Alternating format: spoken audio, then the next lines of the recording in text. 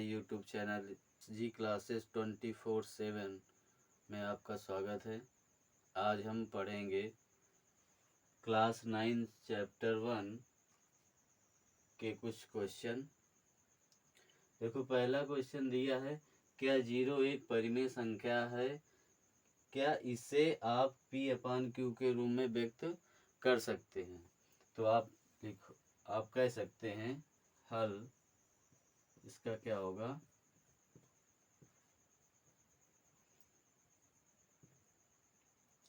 हाँ, 0 एक परिमेय संख्या है। इसे हम P/Q के रूप में व्यक्त कर सकते हैं। जैसे 0 है, 0 के बटे हम आराम से क्या लिख सकते हैं, 1 लगा सकते हैं। आपने कल पढ़ा था, यानी कोई भी संख्या के यदि बटे में हम 1 लगाते हैं, कुछ भी करते हैं, तो वो जीव के तो ऐसे ही बनी रहती है। यानी हम ये 0 के बटे या 500 कर दें या 50 कर दें या 500 कर दें या 100 कर दें, तो इसका मान वही बना रहता है। यानी इसका मान क्या आएगा, 0 ही आएगा। यानी ये एक परिमेय संख्या है। क्लियर है? अगला सवाल देखते हैं। कह रहा है 3 और 4 के बीच 3 और 4 के बीच परिमेय संख्याएं ज्ञात कीजिए। मतलब 3 और 4 के बीच परिमेय संख्याएं ज्ञात कीजिए, है ना। तो 3 और 4 के बीच परिमेय संख्याएं ज्ञात करना है। तो यानी इनको हम क्या करते हैं, इनको हम ऐड कर देते हैं और ऐड करने के बाद 1/2 का गुणा करा देते हैं।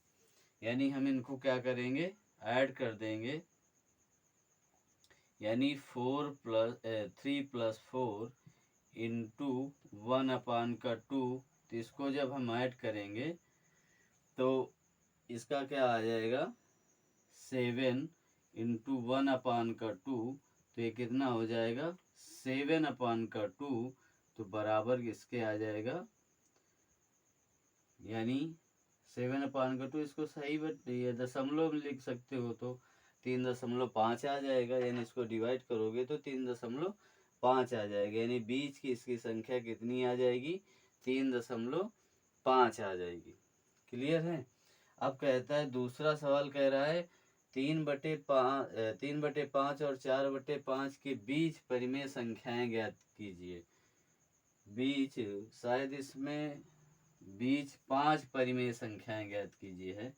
इस पे है 5 परिमेय संख्याएं ज्ञात कीजिए। ठीक है, यानी क्या है, 5 परिमेय संख्याएं ज्ञात करना है।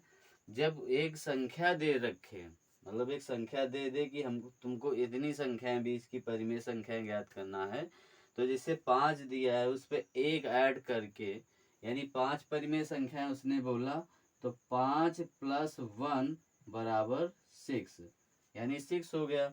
अब हम इसको अंश और हर दोनों में 6 का हम मल्टीप्लाई कराएंगे, यानी गुणा कराएंगे। यानी 3/5 इंटू 6 इंटू 6 तथा 4/5 इंटू 6 इंटू 6। क्लियर है? तो इसको हम आगे जब करेंगे तो ये क्या आ जाएगा, 18/30 और आ जाएगा 24/30। क्लियर है? 18/30 और 24/30 आ गया। अब इसी को हम क्या कर देंगे, इसी को हमको बीच की संख्याएं लिख लेनी है। यानी 18 के पास क्या आता है, 19, 20, 21, 22, 23। ठीक है, तो यानी 18 के बाद की लिखते हैं। यानी 19/30, यानी 20/30 और 21/30, 22/30 और 23/30। हमको 5 लिखनी थी। देखो 1 2 3 4 5, हमारी ये 5 परिमेय संख्याएं प्राप्त हो गई। किसके? 4/5 और 3/5 और 4/5 की बीच की हमें परिमेय संख्याएं प्राप्त हो गई। ठीक है, अब आगे सवाल देखते हैं।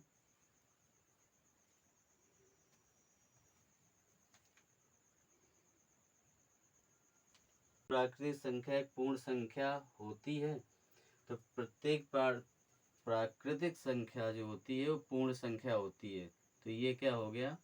सत्य। आपने पढ़ा था, हमने पढ़ाया था कि यानी जितनी भी प्राकृतिक संख्या का मतलब 1 से लेके अनंत तक जितनी भी संख्याएं होती हैं वो प्राकृतिक संख्या होती है। वो पूर्ण संख्या भी होती है। पूर्ण संख्या का मतलब है कि वो क्या होंगी, यानी किसकी घात उनकी पूर्ण हो। यानी 1/2 या घात में कोई 1/2 या 1/3 या कुछ भी ऐसा ना हो, तो वो संख्या क्या कहलाती है? पूर्ण संख्या होती है। या कह दिया जाए कि जिसकी घात 1 होती है वो क्या होती है? पूर्ण संख्या होती है। तो ये हो गई हमारा सत्य। तो अब इसके कारण सहित उत्तर, तो क्योंकि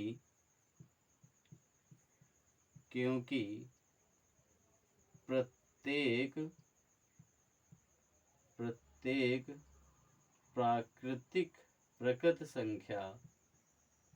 प्रकृत संख्या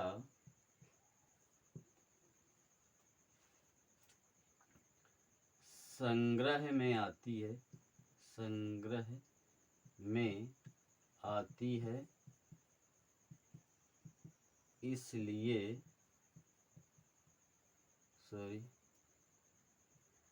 इसलिए यह प्राकृतिक संख्या एक पूर्ण संख्या है। क्योंकि प्रत्येक प्राकृतिक संख्या पूर्ण संख्या के संग्रह में आती है। पूर्ण संख्या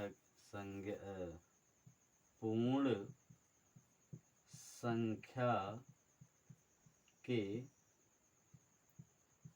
संग्रह में आती है। ठीक है, बात समझ में आई? यानी कोई भी मतलब प्रकृति संख्या यानी प्रकट संख्या जितनी भी होती हैं वो पूर्ण संख्या के संग्रह में आती है। यानी एक गिनती यदि हम आपको कल बताया था कि पिछली क्लास में 0 1 2 3 4 5 यानी डैश डैश अनंत तक, ये सब कौन सी संख्याएं हैं? प्रकट संख्याएं। ठीक है, ये कौन संख्या है? प्रकट संख्याएं। अब ये इस पे कह रहा है प्रत्येक पूर्णांक एक पूर्ण संख्या होती है ना? तो प्रत्येक पूर्णांक एक पूर्ण संख्या नहीं होती। ठीक है, तो क्या यहाँ पर आ जाएगा? असत्य। ये क्या हो जाएगा? असत्य। क्योंकि प्रत्येक पूर्णांक संख्या एक पूर्ण संख्या नहीं होती। क्योंकि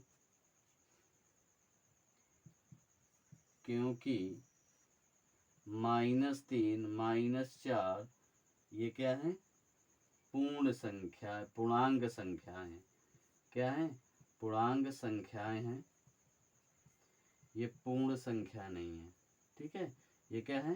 पूर्ण संख्या नहीं है। ठीक है, अब प्रत्येक परिमेय संख्या एक पूर्ण संख्या होती है। तो प्रत्येक परिमेय संख्या एक पूर्ण संख्या होती है, सत्य है। क्या है? सत्य है। ये प्रत्येक, यानी इसको हम P/Q के रूप में व्यक्त कर सकते हैं। यानी प्रत्येक, जब परिमेय संख्या आपने पढ़ रखा था कल कि पिछली क्लास में, कि जितनी भी परिमेय संख्याएं होती हैं वो पूर्ण संख्याएं ही होती हैं। नहीं तो पूर्ण संख्या जो नहीं होती वो अपरिमेय संख्या में आती है। तो ये प्रत्येक परिमेय संख्या पूर्ण संख्या होती है, क्योंकि ये इसे P/Q के रूप में व्यक्त किया जा सकता है। क्योंकि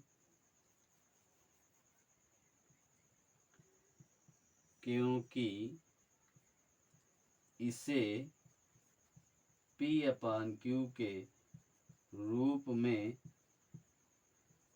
व्यक्त किया जा सकता है। तो ये बात आपको समझ में आई। ये चैप्टर क्लास 9th का पहला लेसन था 1.1 का। आज इसी पे समाप्त करते हैं इस चैप्टर को। कल हम देखेंगे संडे को क्लास 9th का 1.2 चैप्टर। शायद हो सकेगा तो पूरी क्लास कल भी समाप्त करेंगे। यदि आपको क्लास अच्छी लगी हो तो लाइक करें, सब्सक्राइब करें। धन्यवाद।